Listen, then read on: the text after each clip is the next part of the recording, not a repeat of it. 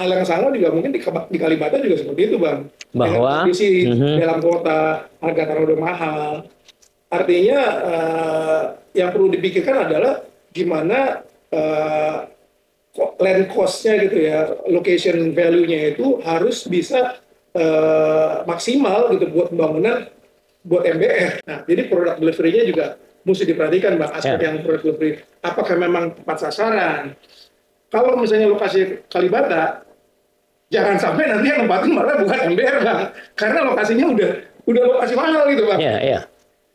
Jangan sampai masalah apa target marketnya jadi bermasalah nantinya. Kembali lagi, Bang, membangun perumahan itu bukan hanya sekedar membangun bangunan kan, Bang. Ya. Itu membangun kehidupan. Membangun peradaban.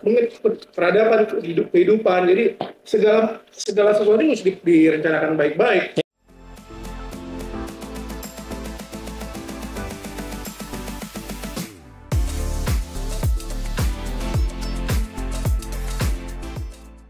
Jadi pertama ya, Perpres untuk yang rumah desa itu sedang disiapkan. Ya. Perpres, jadi peraturan presiden. Kemudian dari Qatar, dia udah meninjau proyek, dia kembali ke Qatar, dia lagi membuat desain sekarang. Dia mengusulkan kepada pemerintah Indonesia, bagaimana skim kerjasamanya. Apakah Indonesia perlu menunjuk kontraktor? Apakah Perumnas yang dibikin jadi wakil dari pemerintah dan seterusnya. Terus ada juga INA, Indonesian Yes, Investment Authority, yang juga dulu idenya dari sana. Nah, jadi ini semua lagi sedang bekerja lah disusunnya. Nah, yang lebih skeptis dari Anda ada. Wah, Bang, teman saya bankir gini-gini. Itu dari dulu begini-begini. Nggak pernah jadi tuh. Omong-omong kosong itu soal dan itu lebih ada lagi. Karena dia mungkin pengalaman buruk di masa lalu tentang ya katakanlah janji-janji dari negara sana ya, Arab sana. Tapi kalau yang sekarang ini nggak tahu saya, karena mungkin saya juga di dalamnya, saya optimis karena dia langsung tinjau, langsung dia ingin membuat desain. Dan betul-betul kita dibantu karena tidak ada keluar APBN sepeser pun ya. Ya, jadi artinya gini, diskusi ini sangat berguna untuk kita supaya di satu sisi ada tanggung jawab sebagai Satgas Perumahan untuk tetap bisa melakukan ini ya jadi pilot project seperti Anda mengatakan itu. Nah, sekarang saya coba tanya lagi, kalau pilot project seperti yang di kompleks DPR itu 23 hektar ya. Kira-kira berapa kapasitas? Anggaplah di situ Rusunawa gitu. Kalau saya lihat gini, Bang. Kalau kita dilihat dari kacamata konsultan properti komersial gitu ya.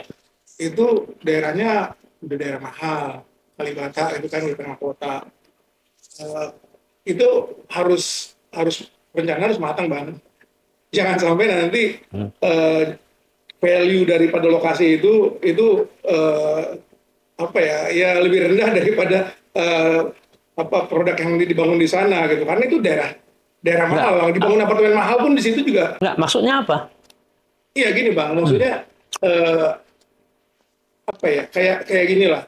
Dulu pemerintah bangun di Kemayoran dan ya kalau boleh dibilang secara umum Kemayoran kan jadi under value lah, karena lokasi tengah kota udah dibangun banyak tapi utilisasinya kan sangat rendah, Bang. Cuma sekali-sekali dijadikan wisma atlet kalau COVID. Itu kalau saya kayak kemarin itu dibikin benar-benar sebagai sentra hunian buat yang kayak Bang bilang Rusunawa itu bisa nampung berapa ratus ribu hotel, Bang, di situ, Bang, kan.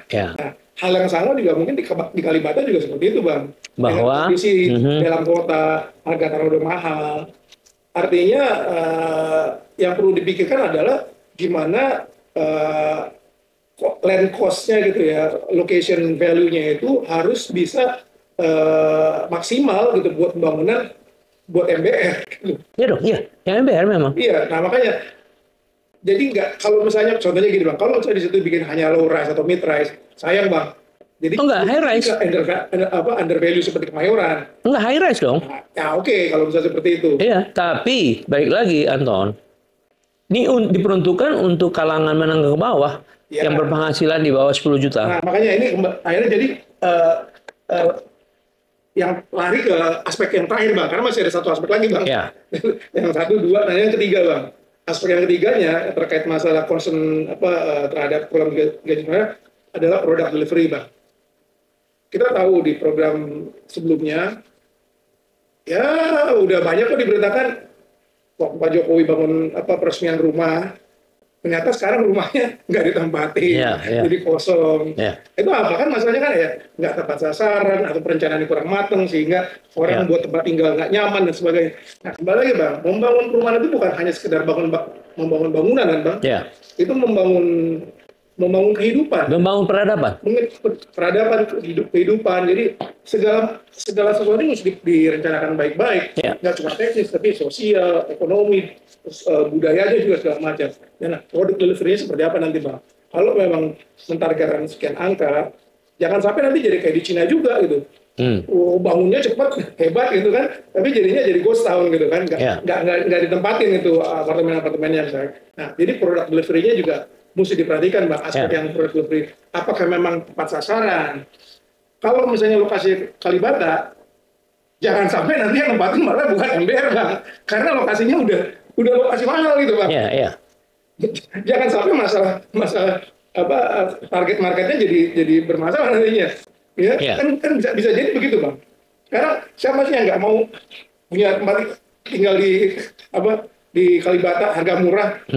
Ya sekarang ini aja, dulu aja program Studio Tower aja, itu yang beli kan sebenarnya di filter kan, disaring bang, maksimal sekian kan.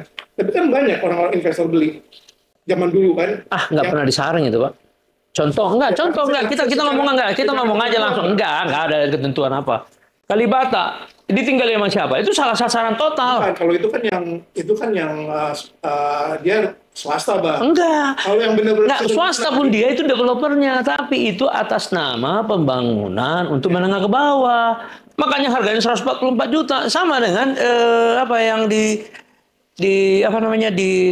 Ahmad Yani. Tetapi di Panjaitan, karena pemerintah tidak masuk mendeliver itu langsung directly ke masyarakat, akhirnya pengembang disuruh menasar kepada yang berhak. Nggak bisa, karena pengembang ada risiko. Akhirnya dijual dia ke sembarangan orang.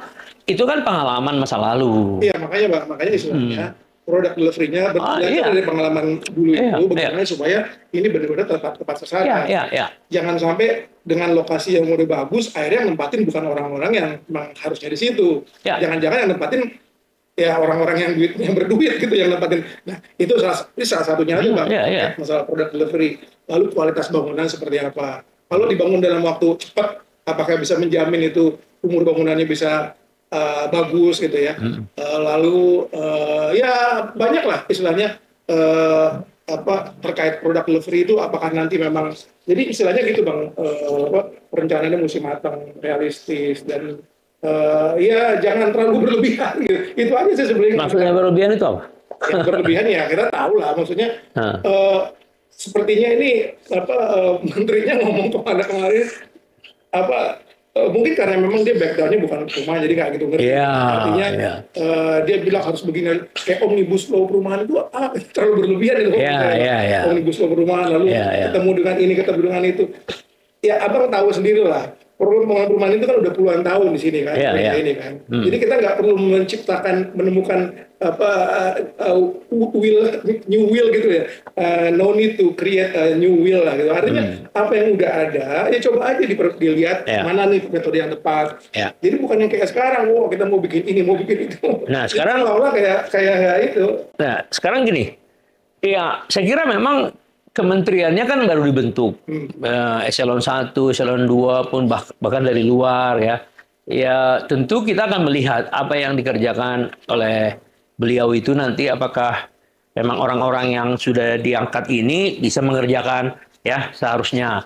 Nah tetapi kita sebagai praktisioner gitu ya, kalau di Kalibata 23 hektar, katakanlah seperti Rasuna Said. 1 hektar itu 1.500 unit, ya, antara 336 sampai 40 ya. Berarti kan kalau 23 hektar kali 1.500 itu kan bisa sekitar 40.000 itu kan, ya, unit ya. Nah, pertanyaan saya begini, kalau dibuat di situ rusunawa, jadi dia akan menyerap orang-orang yang bekerja di CBD, tapi sekarang ini ada di Bekasi, di Bogor ya. Dan kalau harganya misalnya 24 meter, yang 24 meter itu hanya sekitar 250 juta kan. Kan tadi kan kalau 350 US dollar kan cuma 5,6. Tambah bla bla bla yang lain ya katakanlah dijual jadi sekitar 10 juta 1 meter. Berarti kan cuma 250 juta. Andai kata itu... Mana bisa dijual, Bang? Kan rusunawa, kan sewa kan? Kan ada dua. Kalau rusunawa, ini ide saya ya, dalam presentasi dengan Pak Prabowo, itu hanya boleh ditempati 5 tahun. Nanti another person yang lain 5 tahun lagi. Ini long term lease lah gitu ya. Nah, itu statusnya untuk negara, status pemilikannya. Tanahnya kan. Tapi untuk yang menyewa, itu hanya 5 tahun. Supaya orang lain yang sama kualifikasinya masuk lagi. Nah, contoh dia umur 25, dia bisa 5 tahun. Tetapi dia akan di-push untuk berpikir membeli rusunami. Mungkin katakanlah rusunaminya di Pancoran, yang tanah RNI 5 hektar itu bisa jadi 7.000 unit kan. Tapi kalau dengan tipe 40 udah bisa punya 2 anak di situ.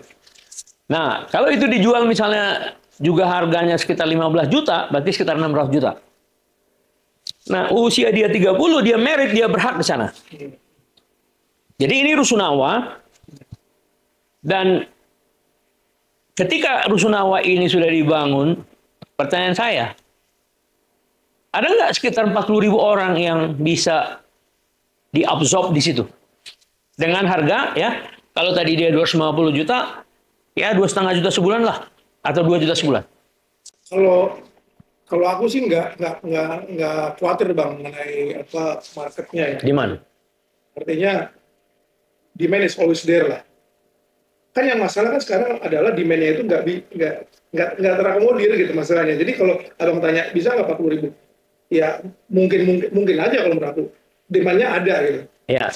Sekarang masalahnya nanti ya, jika, saya tunggu. Ya. Diprioritaskan pegawai negeri dan pegawai BUMN.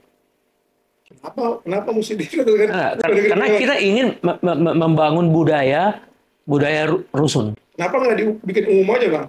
Swasta juga. Nggak, prioritas pertama aja. Karena berbagai lokasi nanti. Oke lah, itu kalau menurut saya, Bang, ya, artinya ya perlu dipikirkan lah, Bang. Karena nggak, untuk menjamin dia penuh. Karena kan ini program dari pemerintah. Kalau saya lihat, Bang, secara ya konsulen independen lah, yang sekarang ini sulit ekonominya itu orang-orang yang kerja di swasta, Bang, bukan yang ASN dan ini. Oh, ya. Abang bisa lihat lah. Oke. Jadi dibuka aja. Kenapa dibatasin? Ya, malah hanya memberikan privilege kepada mereka. Ya, dibuka aja. Iya, jadi menurut saya sih gitu, Bang. Jadi memang terkait nanti pricingnya seperti apa setelah nanti sudah dibangun, ya mesti memang harus ada strategi pricingnya, Bang. Kita nggak tahu, kita nggak bisa ngomongin berapa sekarang segala macam, karena kapan jadinya pun juga nggak tahu tahun. Karena ini kalau menurut saya ini ekonomi setahun ini ke depan ini akan tricky nih, Bang. Dengan kondisi Amerika sekarang ini lagi benar-benar memproteksi mereka punya ekonomi, trade war akan naik lagi, inflasi nggak tahu bakal seperti apa.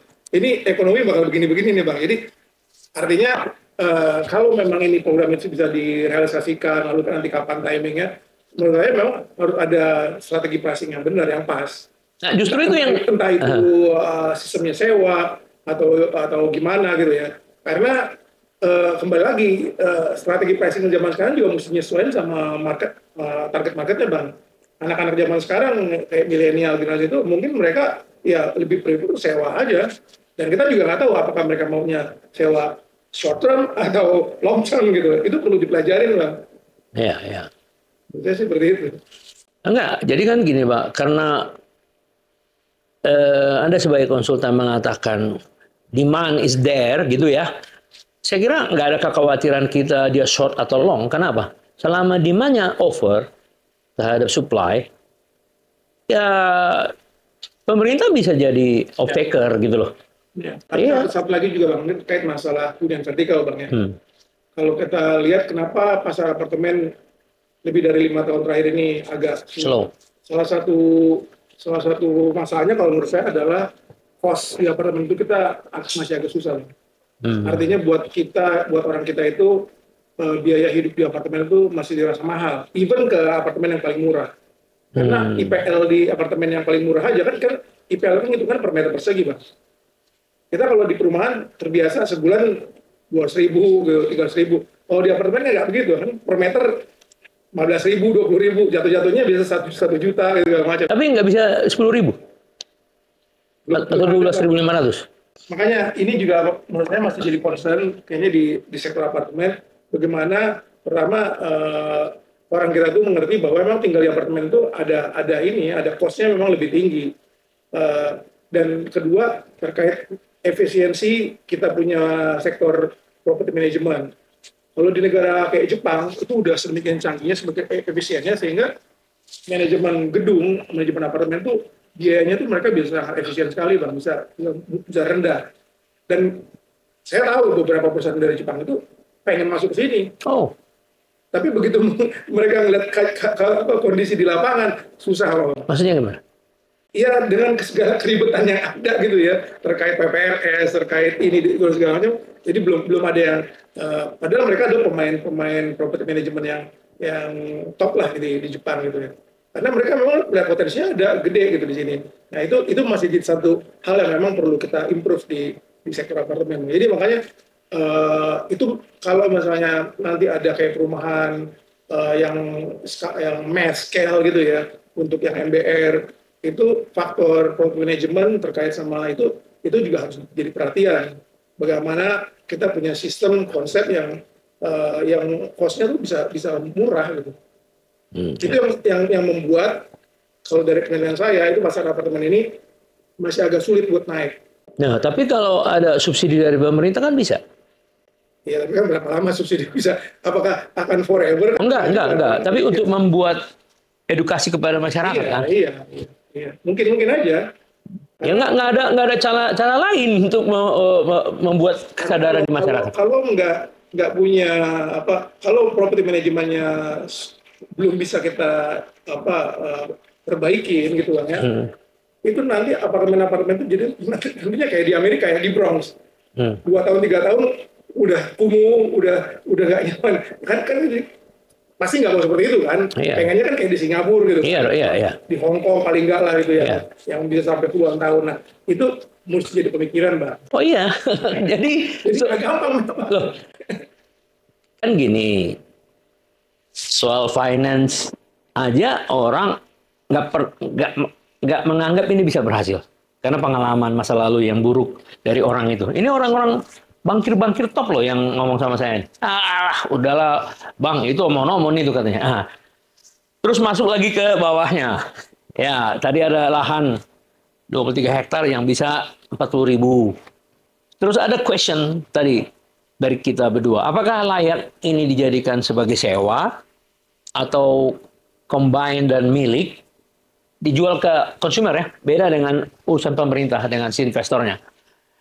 Nah, kemudian apakah harus diprioritaskan ASN? Kamu bilang tadi enggak, harus dibebaskan. Oke. Apakah perlu diperkenalkan sebuah manajemen yang efisien? Mungkin Perumnas sudah ada melakukan beberapa manajemen, Jakarta Land. Nah, ini bisa dihimpun masukan dari sini ya.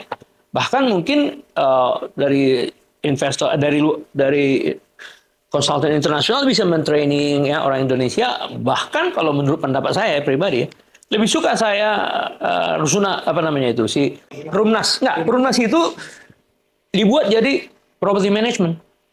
Mereka udah punya pengalaman, tapi di training lagi kembali, dibuat lagi bila perlu bekerjasama dengan Jepang ya. Tadi Anda yang efisien sekali. Jadi saya setuju sekali ide Anda ini, karena ini gagasan dari seorang presiden, itu masalahnya.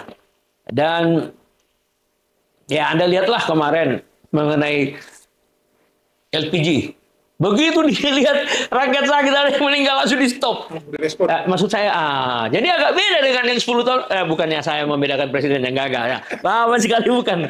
Tapi karena saya dekat dengan Pak Hasim sekitar 2 tahun lalu ya, dia sering beliau ke sini. Jadi ini hanya sambungan dari sana.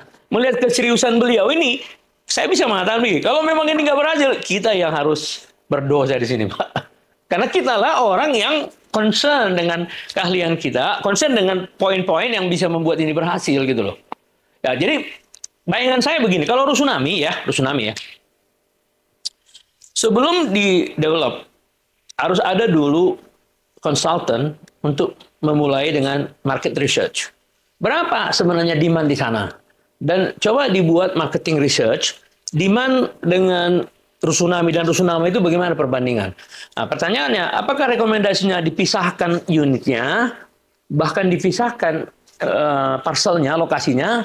Nah, lalu, kalau untuk 24 meter, karena Ciputra di CBD itu dibikin 24 meter, dan sukses kayaknya ya. Banyak yang nyewa individu ya, maksud saya. Nah, kalau 24 meter, kira-kira berapa unit satu parcel, satu kawasan maksimum, karena kan soal manajemen. Nah, kalau Rusunami dengan 2 anak, usia 30, jadi diseleksi berdasarkan dukcapil gitu loh Pak. Terus lawyer yang menseleksi, jadi sebelum bangunan selesai, si investor, si konsultan sudah memberikan gambaran, ini Rusunami, ukurannya 40 sampai 45 bahkan sampai 50. Tidak perlu ada parkir lebih dari 1:5 whatever gitu kan. Lalu dibuat harga ya sekitar 12,5 juta semeter lah supaya affordable. Nah, jadi ketika ada unit misalnya 15.000, lawyer ditugaskan untuk membuat seleksi khusus. Ya kan, ya nanti by X lah ya. Barang siapa yang ingin masuk sini harus, si lawyer akan membuat sebuah surat jaminan. Apabila saya memberikan sebuah data yang fake, hari itu juga saya di-delist, diserahkan pada orang lain. Nah, ketika si lawyer sudah mengetes di koran, ternyata oversubscribe lah. Si konsultan mengatakan di sini 15.000, ternyata 20.000, udah diseleksi. Apabila ternyata yang memenuhi syarat cuma 12.000, berarti ada 3.000 kosong. Nah, dibeli pemerintah, dibeli dari developer, dibikin jadi sewa. Nah, jadi nanti ada semacam lembaga rumah susun, apakah itu di bawah Kementerian PKP atau berdiri sendiri untuk memanage supply and demand dari ini nanti. Karena ini kan jadi pola, tapi dua-duanya. Rusunawa untuk orang yang berusia 20 ke bawah sampai 25. Rusunami orang yang sudah married usia 28 sampai 35. Nah, itu semua lawyer yang apa? Yang verified. Nah, Turumnas akan ngecek katakanlah setiap tahun aja. Apakah ada orang yang membeli Rusunami yang tinggal bukan dia? Didelis lagi dia. Memang artinya membangun peradaban, membangun kehidupan yang harus detail, itu loh Pak. Iya. Jadi kalau kita belajar dari Singapura gitu Bang, Ya. mereka kan langsung membuat mereka ketika mereka bangun proyek, lalu sistem lotre segala macam buat dapetin itu. Dan setelah itu ya mereka kan disiplin tuh Bang. Kalau nggak ditempatin, Ya. nah ada ini, kalau misalnya nggak ditempatin begini, langsung dijual dalam waktu ini, dan itu semua dijalanin Bang. Ya. Kita pun sebenarnya bukan nggak ada peraturan itu, ada kan Bang peraturan itu. Cuma masalahnya dalam pelaksanaannya nggak dilaksanakan pemerintah. Kayak gitu-gitu kan mesti disiplin Bang. Kalau kita mau belajar seperti kayak di Singapura gitu suksesnya mereka itu kan karena hal seperti itu juga. Nggak, tapi harus ada badan yang fokus. Ya. Di dalam undang-undang perumahan kita ada badan pembangunan rumah susun ada, cuman tidak dieksekusi gitu loh Pak. Nah dengan idenya Pak Prabowo begini, dia serius niatnya untuk, ya udah, ini harus bergulir dan sekali lagi kita harus mengimpor atau tidak boleh segan-segan belajar dari Jepang soal manajemen, soal pengisian tadi lotre dari HDB Flash Singapura, mungkin dari Hong Kong atau apa. Memang ini permulaan yang agak sulit, tapi memang harus ada tekad untuk membuat ini establish dalam 5 tahun. Ya, pilot project saya setuju. Satu lagi Bang. Apa? Personelnya, leadershipnya Bang. Itu mesti dilihat juga. Oh, Kalau misalnya yang di atasnya nggak ngerti apa-apa, repot bang. ya, Itu ya, leadershipnya perlu. Menterinya ya, mesti orang yang ngerti. ya, Ya ya, bukan bukan. Kalau yang orang yang ngerti, ya kita ngomong panjang lebar susah bang. ya, memang Terus terang ya, aja, ya, maksudnya kenyataannya kan begitu. ya, Jadi ya, kalau dari atasnya udah arahannya sudah nggak kurang kuat, ya ya, ya, deliverynya susah. Jadi menurut saya itu bang, itu leadership juga perlu itu ya, ya, di ya. kementerian baru ini. Ya, ya. Tapi kalau menurut Anda ya, oke, katakanlah kita berharap lah leadershipnya itu ya bisa baru atau diperbaiki atau ya mungkin nggak tahu lah kita lihat presidennya ya. Tapi menurut saya challenge yang ada di depan mata pemerintah sekarang ini untuk mewujudkan ini kan, Pilot project dulu lah bang, pilot project dulu lah, iya, iya. kasih contoh dulu lah. Nggak, maksud saya nggak. Dengan pilot project ini kan, ini kan Anda bilang harus ada perencanaan yang matang. Ya. Iya dong. Nah, kalau misalnya 23 hektar yang di inilah, yang di Kalibata ya, apakah perlu pemerintah menunjuk Perumnas sebagai wakil atau dari pemerintah untuk join dengan investor ini, developer ini? Karena kan gini, developer ini kan bawa uang, bawa main contractor, akan kerjasama dengan kontraktor lokal, terus di setup sebuah kebijakan untuk harga yang affordable, kan gitu. Lalu dibuat riset tadi untuk membuat harga itu punya dasar, lalu yang mewakili memiliki tanah kan pemerintah. Ya. Apakah itu cukup Perumnas? Kalau menurut saya ya yang jelas leadnya mesti pemerintah bang. Iya, jelas dong. Entah itu Perumnas atau BUMN gitu. Enggak, dalam soal pengalaman Anda, yang lebih layak itu Perumnas atau BUMN? Kan developer BUMN kan banyak. Ya historically sebenarnya Perumnas punya track record yang panjang. Cuma kan memang 10 tahun terakhir mungkin susah, Ya. nggak terlalu kuat ya. Resourcesnya. Yang justru 10 tahun terakhir yang kalau kemudian vertikal ya BUMN memang lebih kuat. Contoh Jadi, misalnya, mungkin perpaduan kali ya, perpaduan dari Perumnas dan BUMN. jadi perlu membuat lembaga baru untuk mewakili pemerintah. Ya Atau di end of the day kan proyek itu memang harus ada PT-nya kan Bang. ya dong. Jadi Ya. ya di PT-nya itu aja, nggak usah bikin lembaga-lembaga yang Oh, jadi di PT yang PT baru itu aja. mewakili pemerintah, mengakomodasi orang-orang yang masuk untuk mewakili pemerintah. PT-nya aja. Ya, ya, oke. Ya, ya, ya. Jadi maksudnya Anda kan gini, di dalam pilot project ini semua challenge mengenai delivery, terus mengenai desain, pricing, dan manajemen terbuka untuk orang buat ya PNS dan bukan ya. Nah, berarti PT yang mewakili pemerintah inilah nanti yang akan dealing dengan itu ya. Kan orang ini kan hanya membangun, taruh uang dan menerima uang kembali kan dari penjualan kan gitu ya. Pemerintah hanya mendapatkan mungkin profit sharing dari bagian profit untuk membuat ini sustainable sebagai manajemen. Pemerintah tidak akan mengejar profit, tapi untuk men-setup pasca developmentnya selesai kan harus ada manajemen yang disebut property management kan untuk ya oke. Jadi berarti sebelum dikatakan proyek ini jalan, yang paling penting itu adalah riset tentang apakah di situ layak rusunami atau rusunawa. Kalau secara umum bagusan di situ rusunawa atau rusunami karena dia dekat dengan Kalibata. Kalau menurut aku sih lebih prefer ke rusunawa. sewa, Bang. Apa alasannya? Ya pertama mesti lihat dulu apa sisi marketnya ini yang target marketnya. Kalau kita target marketnya keluarga muda, orang bekerja segala macam, most likely mereka akan pilih yang sewa. Jadi first time home buyer ya? Karena juga kan lebih ringan buat mereka daripada kalau mereka bayar mesti pakai DP dan sebagainya. Iya. Lalu tinggal dibikin aja Bang konsepnya, karena kan kita udah pengalaman rumah susun yang pernah dibangun sama Perumnas. Kan itu rata-rata kan semua long term lease kan, karena kan tanahnya kayak Klender, Papuloma dan sebagainya. Akhirnya kan balik lagi ke negara. Jadi kalau hanya semuanya short term lease, sewa-sewa setahun 2 tahun, mungkin secara investment return kurang. Tapi kalau misalnya long term lease, dia jadi seolah-olah kayak beli dengan harga yang harga beli ya, tapi long term seperti layaknya rumah susun yang dulu-dulu itu mungkin hitung-hitungannya masih bisa lebih masuk juga karena kan ke negaranya lebih gede gitu. Jadi tinggal strukturnya aja mau sewa yang short term berapa persen, lalu yang long term berapa persen, mungkin itu mainnya di situ aja bang. Tapi ya kalau lagi-lagi kalau saya bilang sih memang gitu dan dengan banyaknya nanti potensi tanah-tanah negara yang bakal dibangun buat hunian seperti itu high density, memang kita harus membudayakan bahwa memiliki hunian itu nggak harus seumur hidup kalau maunya di dalam kota. Ya. Jadi seperti kota-kota besar lain bang di dunia, di Singapura, di mana-mana, kan orang mindsetnya ya kalau nggak mampu beli ya udah sewa aja kenapa. Jadi budaya kita tuh harus ada shifting gitu.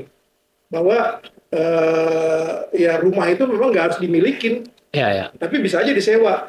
Walaupun mungkin sewanya sepanjang 30 tahun, jadi kita harus di tangan masyarakat itu harus dibudayakan seperti itu. Kalau maunya di dalam kota, kalau di pinggiran kota lain hal lah itu bisa beli sendiri. Tapi kalau dalam kota, karena udah nggak mungkin harga tanah dalam kota udah mahal bang. Jadi memang harus seperti itu mindsetnya. Apalagi kan lingkungan kan tanah-tanah negara yang nggak bisa dijual. Nah itu yang harus dibudayakan bang, dan disosialisasikan gitu. Karena banyak orang nggak tahu ya, Green Pramuka aja kan itu nggak tahu kalau itu masyarakat di bawah itu punya departemen perhubungan. Harus dikembalikan nanti kalau 30 tahun ya. Nah, kan seperti itu. Jadi Kemayoran pun begitu kan. Sekarang udah mulai nih ada yang mau 5 tahun lagi selesai segala macam. Nah itu kan masyarakat nggak tahu. Nah itu sosialisasi seperti itu memang harus ya dijalankan dan dibudayakan gitu bahwa kalau memang pengennya di dalam kota ya memang begitu pilihannya, nggak ada yang lain. Ini luar biasa ini.